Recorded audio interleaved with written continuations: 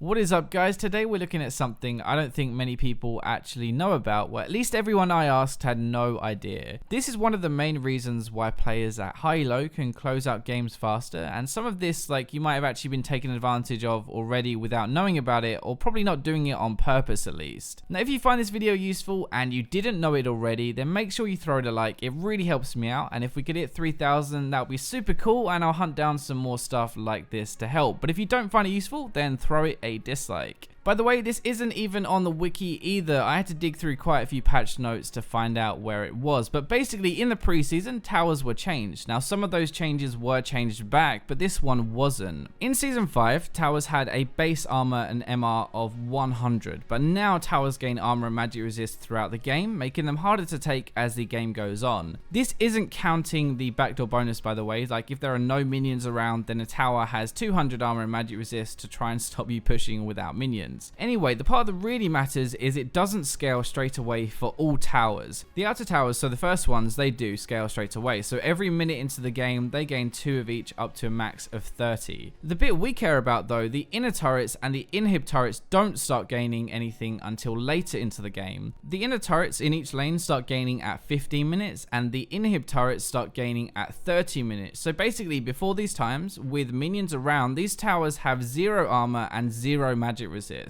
This is why you see high elo players group in lanes and push earlier into the game. If you can, and it's not going to happen every game, but if you can push and take inner turrets before 15 minutes and inhib turrets before 30, then they will be a lot easier to destroy. This is probably the easiest way to snowball a game, I guess. Like, you get the gold from towers. There's 2 parts to that, by the way, the global gold and the local gold. Outers give 120 global and 220 split between those around it, and inners 150 global and 250 split. Inhibs give 175 global and no local gold. To give you an idea, if you push like the outer and inner towers as an AD support and jungler, that's about 400 gold each. It's a bit less, but it's basically that, and that's a nice boost to gold for doing nothing. That is not even taking into account like the map pressure and stuff that you can't place a gold value on that you get from taking towers. It's just the easiest way to snowball a game. Now, it isn't just this, okay? It's also the dragon. People forget this, but the first 2 buffs especially are actually really solid, and they do more than you think. The first kill is 6% AD and AP, not honestly a ton early into the game, but it does still kind of help, and it keeps getting better as the game goes on. The second one is the important one for this video though. Attacks on turrets deal between 10 and 180 magic damage over 2 seconds, scales with your level. That's kind of like, well, 10 per level actually. So if you're level 10, you'll be doing 100 damage bonus to the tower. That is actually ridiculous if you think about it. 5 people hitting a tower, even if they only hit it once, that's 500 bonus damage plus their initial auto attack damage. When you combine these 2 bits of knowledge, so that the towers have 0 armor and MR early and the second dragon buff, you can actually take towers so fast and you snowball a game really hard. The 4th dragon is actually good too. It's not as relevant because it's not really about the early pushing we're talking about, but you take 20% less damage from turrets, making diving a lot easier. Now, don't start diving inner turrets and inhib turrets and saying, well, Fire told me to. That's not what I'm saying, okay? Diving them might not be the best idea early into the game, but as it goes later, this becomes really nice to have, especially if you're ahead and trying to close out the game.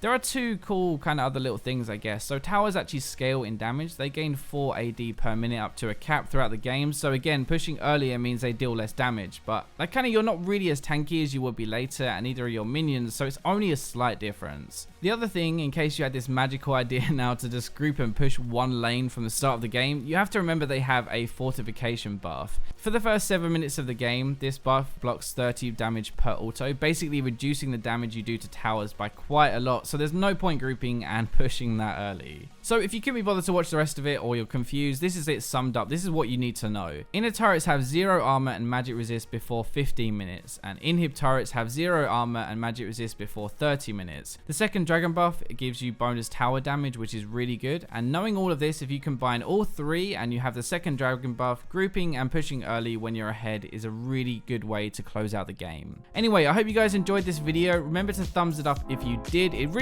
does help me out. Subscribe, comment, share, and for now, I'm going to leave you with the robots.